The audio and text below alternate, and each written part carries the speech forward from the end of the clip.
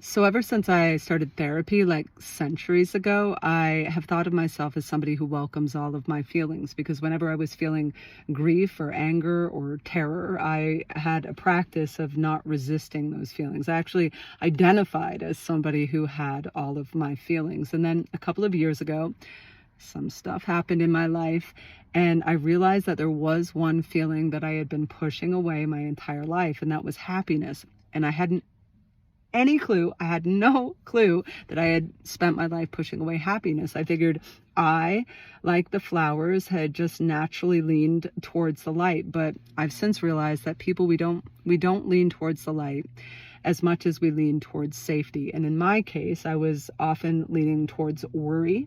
I was worrying because I thought it would protect me from future outcomes. I would hold a grudge because I thought holding a grudge would shield me from future hurt. And that kind of safety obviously isn't safety. It's more or a shelter of any sorts. It's sort of like a dark dungeon where the truth can't shine through. And wanting the truth to shine through, I started paying close attention to whenever I was pushing away joy, and I was doing it all of the time. I couldn't believe it. It was like chronic, constantly. And the way to undo that, for me at least, and I imagine for a lot of people, is to simply notice when you're doing it. Noticing that has changed so much for me.